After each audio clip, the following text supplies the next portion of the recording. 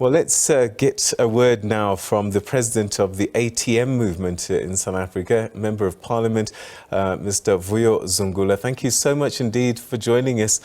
Are you feeling vindicated because you've been at the front of this for a long time? Definitely, Peter. You know, when we spoke about this, we were the lone voice when it started. People did not even think that there is a case to answer. And if you read now the recommendations from the independent panel, clearly shows that there are serious charges of violations to the Constitution by a sitting head of state. Now, which makes it, extra critical that on Tuesday, when the National Assembly is considering the report, they consider the report thinking about the interests of the country. And we need to protect the members of parliament from being, instructed by their own party as to how to protect that employee, because there is no way in which a person that has got an impeachable case to answer can be allowed to run our country. You know, he should have resigned now. As soon as that report has come out, he should have effectively resigned, because clearly we're sitting with a president that will do anything and everything to break the law, cover his tracks, and manipulate all of the processes. We've got a president that does not even care about the country, only cares about himself. Therefore, he must be removed from that position, and we can be able to have a government and a president that will actually govern in the best interest of the country. I'll ask you a question that I asked another political party a short while ago. Could there be another step that needs to be taken first, i.e. that the law enforcement agencies and the prosecuting authority should do their work before he resigns?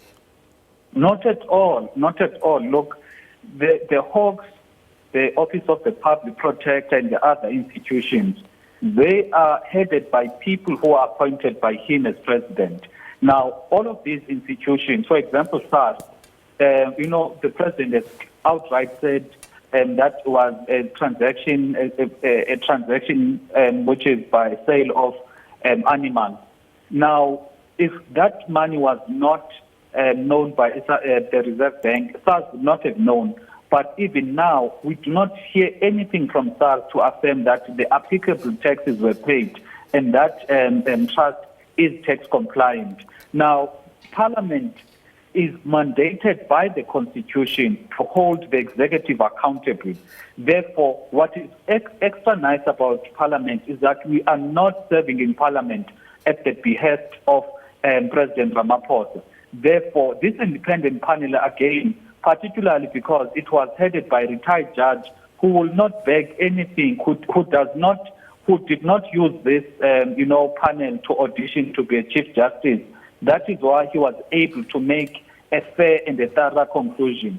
Therefore, it is Parliament that is mandated to hold the executive accountable and play an oversight role over the executive that must make the president to be removed from office.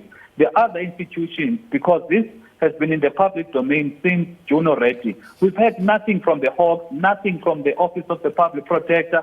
They are playing delaying tactics, so we cannot be waiting from them, whereas we've been waiting since June, and they've not dealt with this matter in a manner that gives confidence to the citizens. So what do you do if you debate this in Parliament and the ANC that has a parliamentary majority defend their leader? There's precedent, Peter. You'll recall that in the Nkandla matter, parties went to court, and based on the report that was there, which actually absolved the President Zuma at the time on the Nkandla matter, Parliament was found by the Constitutional Court to have actually, violated the Constitution themselves. So what we are going to do is that, number one, we are going to request the Speaker that the consideration must be done by means of a secret ballot next week.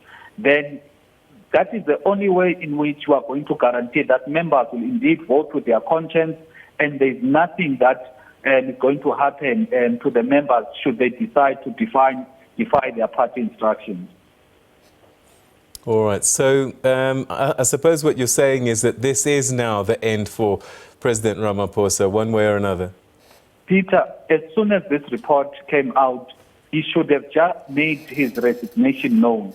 He should have called a press conference or issued a statement.